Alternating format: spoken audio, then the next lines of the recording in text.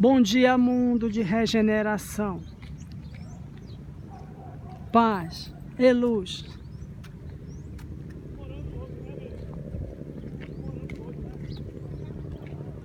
Esperança, otimismo, coragem.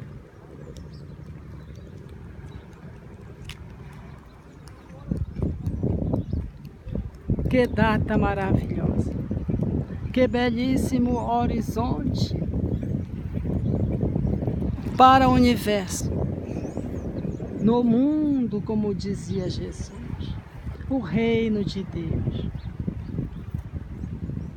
o reino do Espírito imortal e do homem integral. Glória a Deus nas alturas, graças a Deus, muitas graças. E hoje, o Espiritismo, também o Espiritismo, mas em especial o Consolador Prometido, divulga a antecipação da data, os benefícios pós-fase 100, a chegada antecipada do estado novo de regeneração.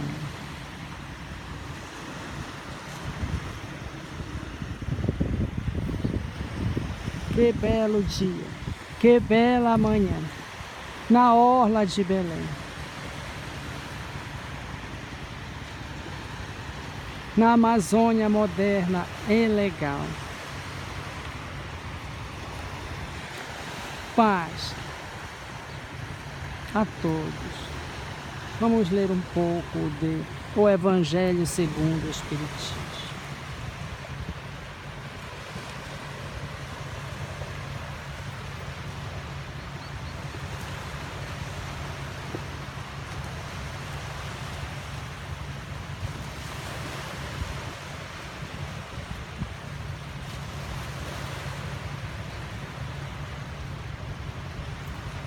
Prefácio.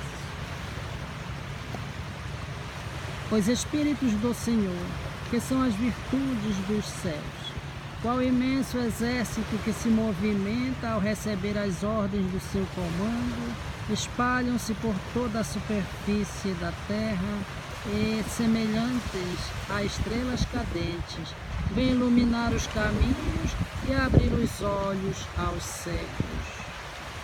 Eu vos digo em verdade que são chegados os tempos em que todas as coisas devem ser restabelecidas no seu verdadeiro sentido, para dissipar as trevas, confundir os orgulhosos e glorificar os justos.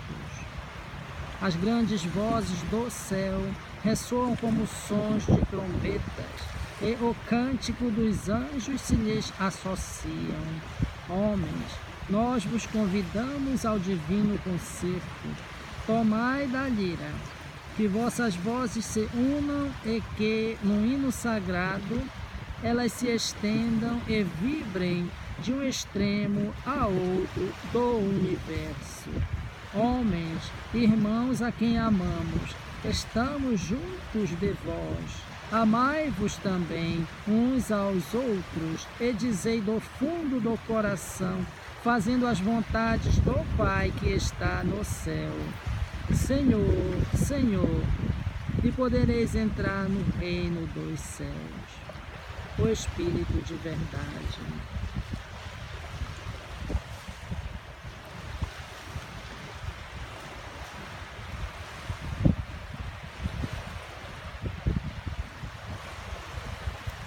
Sede perfeitos, capítulo 17.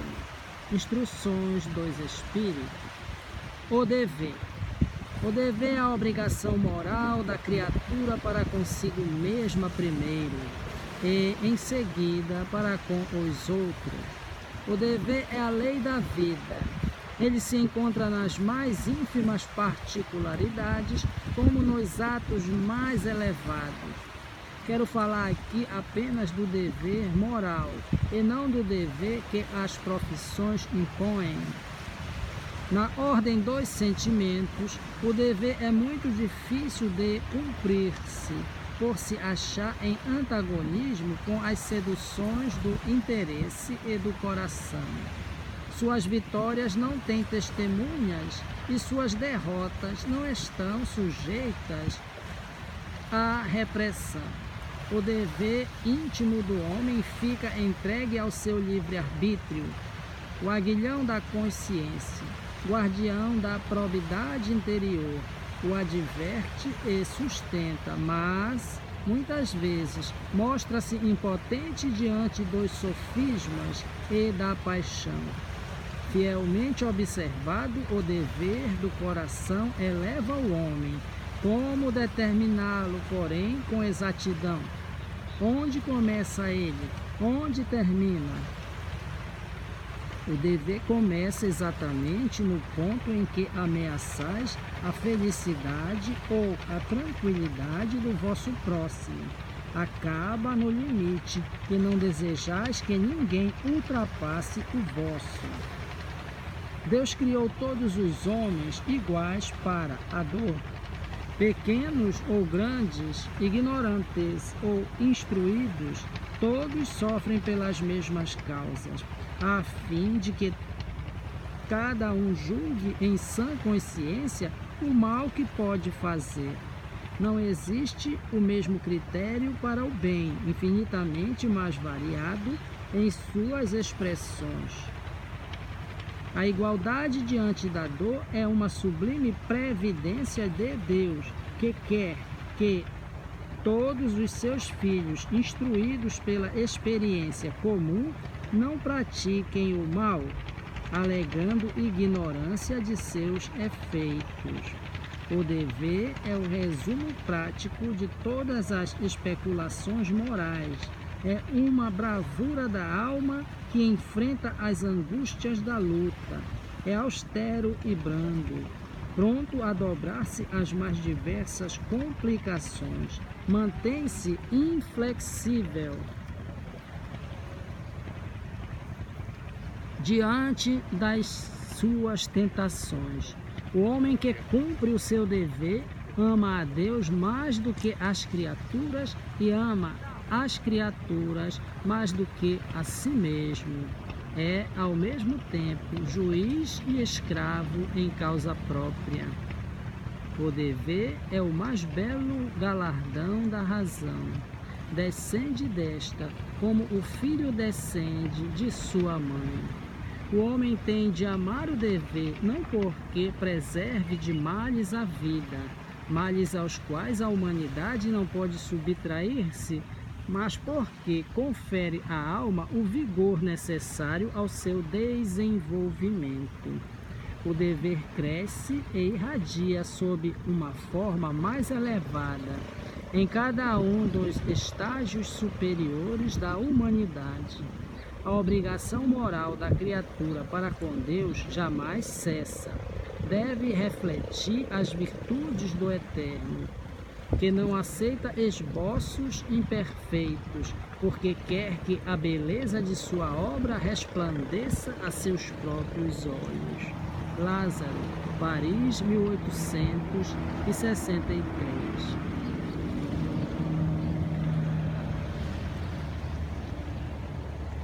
A virtude. A virtude, no mais alto grau, é o conjunto de todas as qualidades essenciais que constituem o homem de bem. Ser bom, caridoso, laborioso, sóbrio, modesto, são qualidades do homem virtuoso.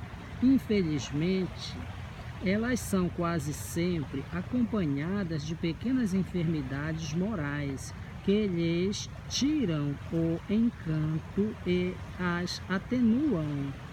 Aquele que faz ostentação da sua virtude não é virtuoso, visto que lhe falta a qualidade principal, a modéstia, e tem o vício que mais lhe opõe, o orgulho. A virtude verdadeira, digna desse nome, não gosta de exibir-se. Adivinham-na.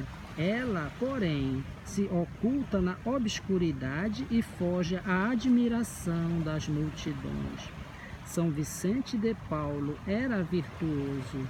eram virtuosos o dignos curadares, e muitos outros quase desconhecidos do mundo, mas conhecidos de Deus. Todos esses homens de bem ignoravam que fossem virtuosos, deixavam-se ir ao sabor de suas santas inspirações e praticavam o bem com desinteresse completo e inteiro esquecimento de si mesmos. É a virtude assim compreendida e praticada que vos convido, meus filhos. É a essa virtude verdadeiramente cristã e verdadeiramente espírita que vos incito a consagrar-vos. Afastai, porém, de vossos corações tudo o que seja orgulho, vaidade, amor próprio, que sempre tiram o encanto das mais belas qualidades. Não imiteis o homem que se apresenta como modelo e faz alarde, ele próprio, das suas qualidades a todos os ouvidos complacentes. A virtude que assim se ostenta esconde muitas vezes uma porção de pequenas torpezas e de odiosas covardias. Em princípio, o homem que se enaltece, que ergue uma estátua à sua própria virtude, anula, por esse simples fato, todo o mérito efetivo que possa ter. Entretanto, que direi daquele cujo único valor consiste em parecer o que não é? Admito perfeitamente que o homem que pratica o bem experimenta uma sensação íntima em seu coração, mas desde que tal satisfação se exteriorize para colher elogios, degenera em amor próprio.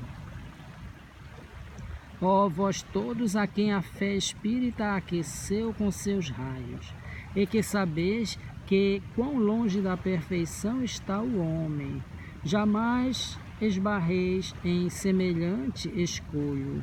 A virtude é uma graça que desejo a todos os espíritas sinceros. Entretanto, eu lhes direi, mas vale pouca virtude com modéstia, do que muita com orgulho. É pelo orgulho, desculpe-me, que as humanidades sucessivas se têm perdido. É pela humildade que um dia elas haverão de redimir-se. François Nicolas Madeleine, Paris, 1863. O Evangelho segundo o Espiritismo. Organizado, publicado por Allan Kardec.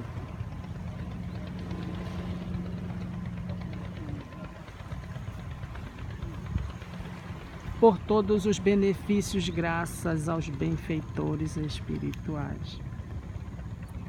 Graças a Deus, ao amor do alto, graças. Muitas graças.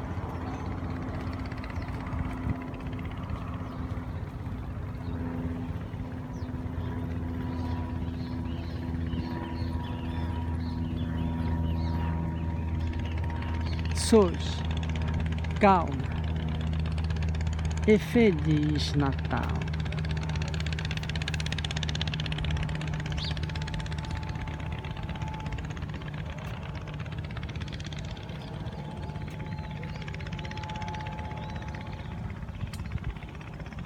Muita paz.